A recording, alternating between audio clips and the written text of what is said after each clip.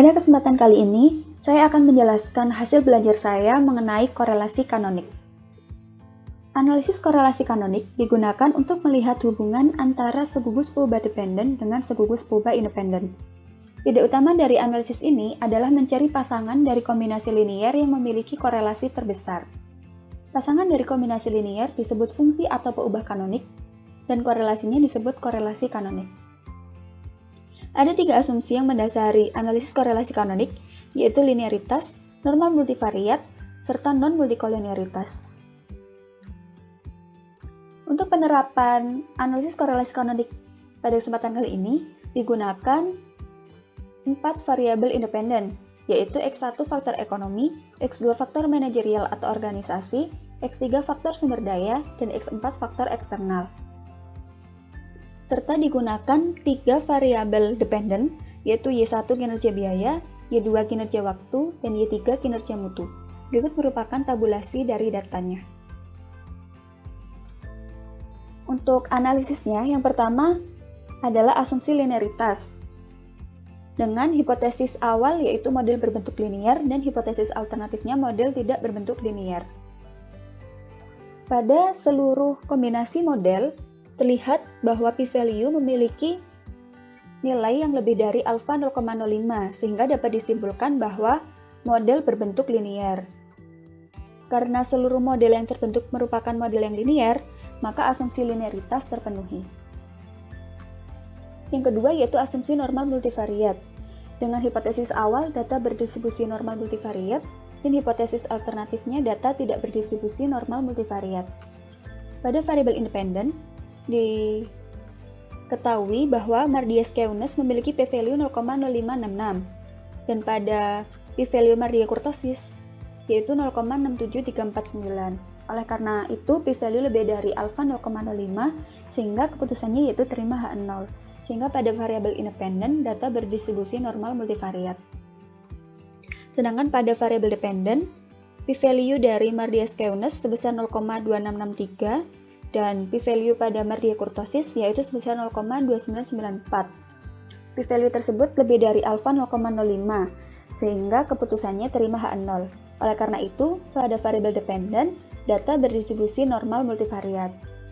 Sehingga asumsi normal multivariat terpenuhi. Yang ketiga yaitu asumsi non-multikolinearitas. Untuk melihat ada tidaknya multikolinearitas, dapat dilihat pada VIF, yang mana apabila VIF kurang dari 10, maka tidak terdapat multikolinearitas. Pada seluruh variabel independen, memiliki VIF kurang dari 10. Oleh karena itu, asumsi non-multikolinearitas terpenuhi. Berikut merupakan korelasi, yaitu korelasi antara variabel independen. Korelasi terbesar yaitu korelasi antara X2 dengan X3, yaitu sebesar 0,75157. Sedangkan korelasi pada variabel dependen memiliki korelasi terkuat pada korelasi Y1 dengan Y3, yaitu sebesar 0,6490634. Untuk korelasi antara variabel independen dengan variabel dependen memiliki korelasi terkuat pada korelasi X3 dengan Y1, yaitu sebesar 0,6451. Pada multivariate test of significance terlihat pada uji Piles, Hotellings, dan Wilks memiliki p-value sebesar 0,00, yang mana nilai p-value tersebut kurang dari alfa 0,05, sehingga dapat disimpulkan bahwa hasil signifikan atau terjadi keeratan hubungan antara kedua pasangan gugus variabel kanonik, sehingga analisis korelasi kanonik dapat dilanjutkan.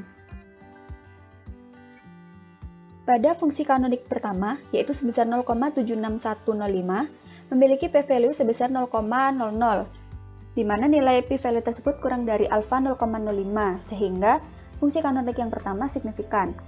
Untuk fungsi kanonik yang kedua, memiliki p-value 0,101, lebih dari alfa 0,05, sehingga fungsi kanonik kedua tidak signifikan. Untuk fungsi kanonik yang ketiga, memiliki p-value 0,396, yaitu lebih dari alfa 0,05, sehingga fungsi kanonik yang ketiga juga tidak signifikan. Oleh karena itu, fungsi kanonik yang digunakan adalah fungsi kanonik pertama. Akomodasi antara hubungan fungsi kanonik yang pertama yaitu sebesar 83,92%. Berikut merupakan variabel kanonik pasangan dari U dan V, di mana terdapat 3 pasangan.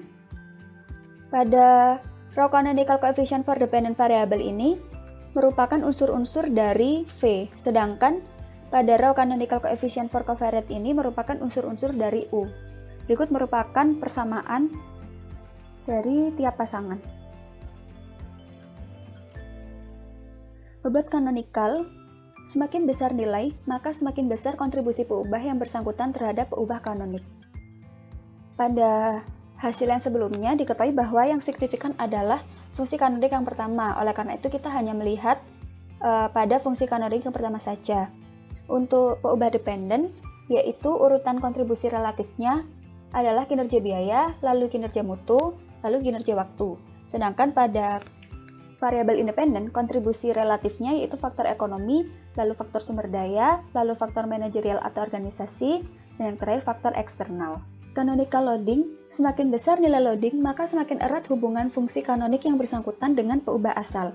Digunakan untuk menerangkan keragaman himpunan variabel asal yang dapat diterangkan oleh variabel kanoniknya.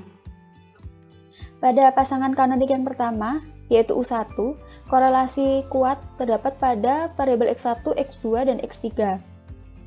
Sedangkan pada pasangan kanonik 1 yang V1, korelasi kuatnya terdapat pada Y1 dan Y3. Oleh karena itu, dapat disimpulkan terjadi hubungan yang erat antara faktor ekonomi X1, faktor manajerial atau organisasi X2, dan faktor sumber daya X3 dengan kinerja biaya Y1 dan kinerja mutu Y3. Sekian hasil yang dapat saya sampaikan. Semoga bermanfaat. Terima kasih.